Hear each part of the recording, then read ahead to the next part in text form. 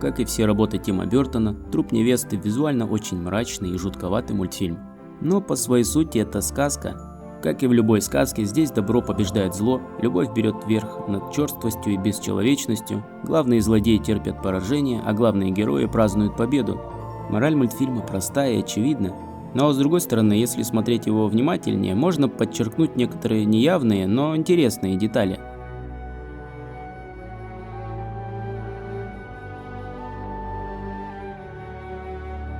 В интервью Бёртон упоминал, что в мультфильме лично для него символизирует мир живых.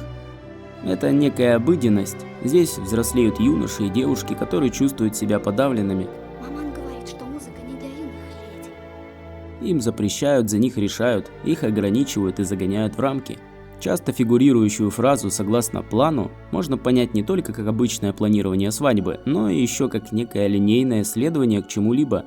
Без капли творчества и воображения Бёртон не представляет жизни без этих составляющих. Это противоречит его сущности.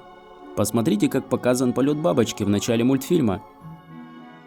Бабочка парит без каких-либо ограничений и даже садится на титры, ломая так называемую четвертую стену. Ее полет – это свободный творческий процесс, не имеющий рамок.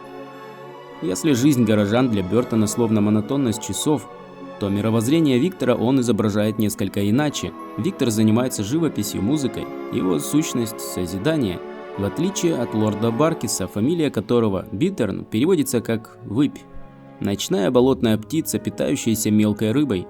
Если брать во внимание, что Викторию родители жениха сравнивают с рыбкой, то фамилия Баркиса принимает интересное значение. Также Баркис Биттерн может быть игрой слов от английского «барк битл» в переводе «караед», жук, который вгрызается и уничтожает растущие деревья. В обоих вариантах сущность Баркиса можно охарактеризовать как поглощение и изничтожение. Но какова же роль родителей Виктора в этой истории? Рассмотрим некоторые детали, которыми Бёртон раскрывает их характер, показывая нам их сущность. Когда Виктор говорит о том, что они с Викторией словом не перемолвились, его мать отвечает «это нам на руку», подразумевая, что ее сын никчемный и при близком знакомстве никто не захочет быть с ним. Когда глашатай сообщает новости о ее сыне, она пропускает их мимо ушей, ей безразлична его судьба. Зато слова о том, что Виктория выходит за богатого приезжего, ее задевают, ведь при таком раскладе ее престиж будет подорван, и она не достигнет задуманной цели. Когда ее муж повторяет новости о том, что ее сын в союзе с покойницей, она не верит не в сам факт существования загробной жизни, а в то, что кто-то по своей воле способен полюбить ее сына. Богатый приезжий? Не может быть. Сбежал с мертвой? Просто дикость. Ну какая покойница выйдет за этого олуха?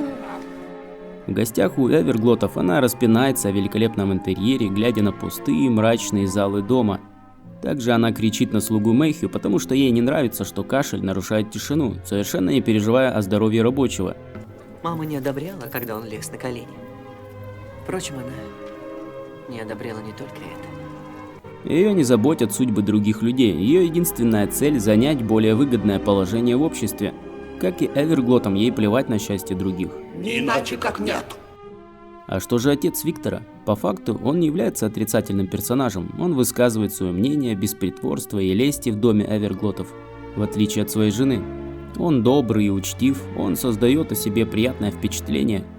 Но обратите внимание на одну интересную деталь.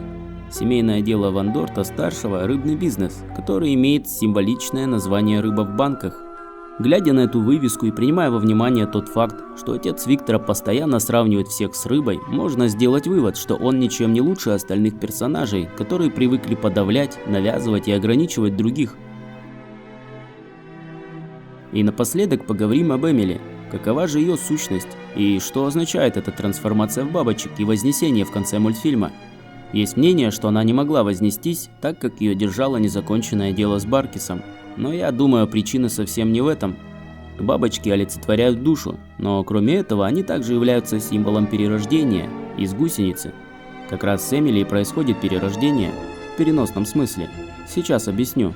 Сначала она гонится за счастьем, пытается вернуть те ощущения, которые у нее отняли, цепляется за возможность выйти замуж, но потом она осознает и принимает ряд решений, которые в итоге возносят ее.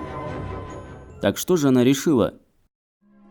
В Когда говорят о яде и убийстве Виктора, единственном способе сохранить их брак, она отказывается от такого поступка, тем самым мирясь с тем, что они не будут вместе. Пожениться с Виктором в прямом смысле значило бы убить его, и даже после того, как Виктор настоял на замужестве, она принимает решение, что они не будут вместе, после чего за все благодарит его. На мой взгляд, именно это ее переосмысление происходящего и символизирует бабочки.